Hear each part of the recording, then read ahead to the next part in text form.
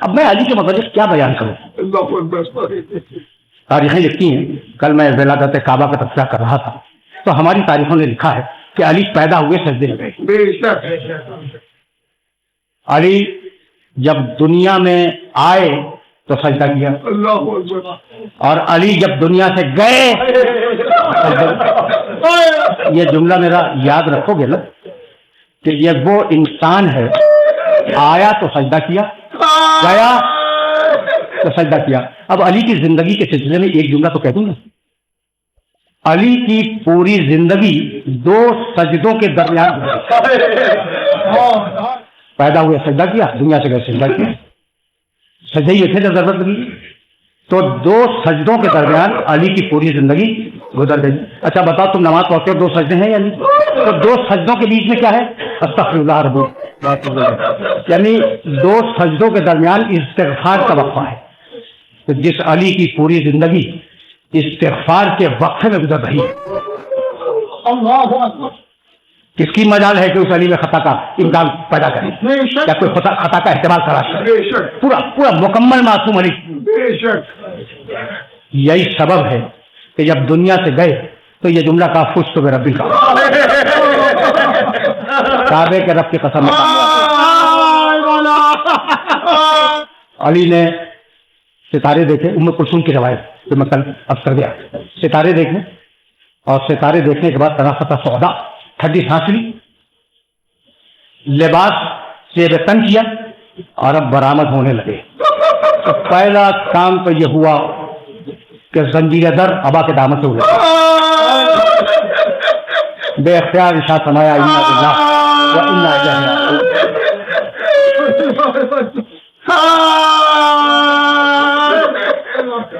گھر کے دروازے کے قریب آئے،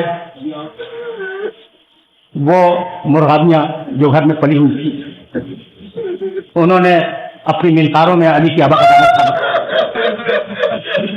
جملہ سنو گے؟ علی کہہ سکتا تھا. منقاروں میں ان مرغابیوں نے علی کا دامن تھام لیا، گھور کے دیکھا ان مرغابیوں کو اور کہنے لگے سوا یہو تب باہوا نوائے. ابھی تو مرغابیاں چیخ رہی ہیں، کچھ دیر کے بعد زینب چیخ رہی. گھر سے باہر آئے، مسجد میں تشریف فرما ہوئے. واقعات کی تلخیص کر رہا ہوں. ابن ملجم کو جگایا،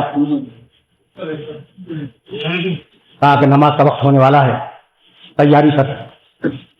اس سے زیادہ زحمت نہیں دوں گا، مجھے تو وہ جملہ پیش کرنا ہے کہ کہاں کہا خود ربی کا، ابھی نہیں کہا. علی نماز میں مشغول ہوئے، سجدے سے سر اٹھا رہے تھے.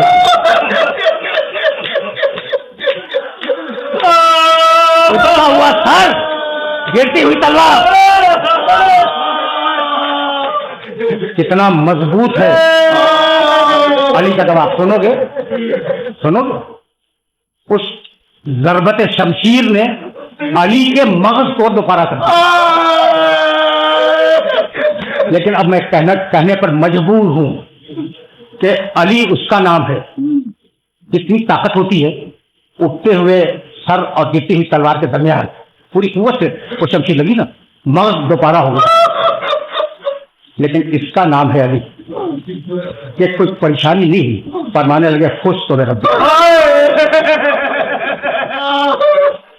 کعبہ کی قسم میں کامیاب ہو گیا. پھر حسن ابن علی کو اشارہ کیا کہ نماز مکمل کر. حسن ابن علی نے نماز تمام کی اور نماز تمام کر کے اپنے باپ کا سر اپنے دانوں پہ، علی کا سر حسن کے دانوں پہ ہے، اور علی غنودگی میں چلے گئے. اتنے میں حسن ابن علی کی آنکھوں سے آنسو ٹپے علی کے چہرے پہ. علی نے آنکھیں کھولی، حسن کو روتے ہوئے دیکھا، ایک عجیب جملہ تھا، کہا بیٹے حسن اتنا نہ رو، یہ تیرے نانا محمد مصطفیٰ کھڑے، یہ تیری نانی خدیجہ الکبریٰ کھڑی ہے، یہ تمہاری ماں فاطمہ زہرا کھڑی ہوئی ہے، انبیاء و مرسلین فرشتے کھڑے ہوئے ہیں. حسن تو جب روتا ہے تو یہ سارے لوگ رونے لگتے ہیں. سنو بھائی سنو، حسن صبر کرو حسن. جب تم روتے ہو محمد رسول اللہ روتے ہیں، حجۃ الکبریٰ روتی ہے، تمہاری ماں فاطمہ زہرا روتی ہے، انبیاء مرسلین کھڑے ہیں وہ رونے لگتے ہیں، فرشتے کھڑے یہ رونے لگتے ہیں. حسن صبر کرو. پوری تاریخ آل محمد میں یہ تلقین صبر 2 مقامات پہ ہے. جب حسن رو رہے تھے تو علی نے کہا بیٹا صبر کرو، اور جب حسین ابن علی نے جوان بیٹے کے لاشے سے بچی پھینکی تو اکبر تڑپنے لگے. کہا اکبر صبر کرو بیٹا، یہ ابراہیم خلیل اللہ کھڑے، یہ موسیٰ کلیم اللہ کھڑے، یہ تمہاری جد ماجدہ کھڑی ہے، یہ فاطمہ زہرا ہے. بیٹے جب تو روتا ہے. پھر ایک مرتبہ مسجد کی خاک اٹھائی، اپنے زخمی سر پہ ڈالی اور قرآن کی آیت پڑھی، منہا خلقناکم وفیہا نعیدکم ومنہا نخرجکم تارۃ اخری. اسی مٹی سے ہم نے تمہیں پیدا کیا ہے، اسی میں پلٹا دیں گے، اور قیامت کے دن اسی سے اٹھائے. کہا حسن تمہارا باپ زخمی ہو گیا، اپنے پیروں سے چل کے نہیں جاتا. حسن ابن علی نے ایک گلین بچھائی. گلین جانتے فارسی کا لفظ ہے، گلین کے معنی موٹا کمبل بچھایا جب بابا کو گھر تک لے جائے. تاریخ آل محمد میں کمبل میں 3 ہی لاشیں ڈالے گئے. موسیٰ کاظم کا جنازہ کمبل میں باندھ کر بغداد کے پل پہ ڈال دیا گیا. یہ ایک واقعہ. اور جب قاسم نے پکارا اور حسین دوڑتے ہوئے پہنچے تو بچے میں جان نہ تھی، ٹکڑے اٹھائے کمبل میں ڈالے لے گئے. اور جب تیسرا جنازہ علی کا گلی میں جانا، جب چلے گلی میں تو پھر آیت پڑھی، واللیل اذا عسعس والصبح اذا تنفس انہ لقول رسول کریم. رات گئی صبح آ گئی، اپنی شہادت کو صبح کہا، اپنی زندگی کو رات کہا. اور اس کے بعد صبح کو مخاطب کیا کہ اے صبح یاد رکھنا کہ پوری زندگی میں تو نے میرا انتظار نہیں کیا، میں نے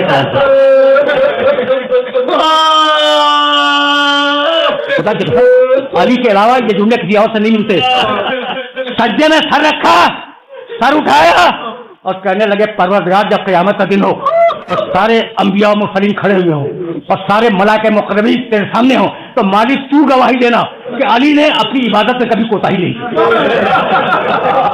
جب سواری چلی تو آگے آگے حسن و حسین نے اٹھایا،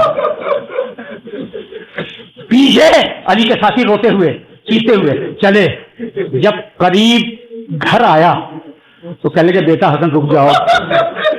حسن رکے. کہا بیٹے سن رہے نبی کی بیٹیوں کی آواز آ. علی کو یہ پسند نہیں ہے کہ نبی دادیوں کی آواز دوستوں کے کانوں تک جائے، تو دوستوں کو رخصت کر دو. قریب گھر کے کہا بیٹے مجھے روک دو. دونوں کندھوں پر دونوں بیٹوں کے ہاتھ رکھا اور ہاتھ رکھ کے چلے گھر میں داخل ہونے کے لیے. کہا بابا آپ کمزور ہیں، آپ گلی ہی میں چلیں. کہا نہیں بیٹے، جب میں نکلا تھا گھر سے تو بیٹیوں نے مجھے اپنے پاؤں سے چلتے ہوئے دیکھا. اب زینب برداشت نہ کر سکے گی، مجھے اس کیفیت کو دیکھ کر زینب برداشت نہ کر سکے گی، تو بیٹے مجھے اتار دو. دونوں ہاتھ دونوں بچوں کے کندھوں پہ رکھے گھر میں داخل ہوئے. شہزادی کی نگاہ پڑی، چیخ ماری. کہا زینب میں اچھا ہوں، نبی دادیاں اس طریقے سے نہیں رویا کرتی، صبر کرو. بیٹی نے گریا روک لیا، بس بابا کے سر کو دیکھ کے تو گریا روک لیا، لیکن بھائی کے کٹے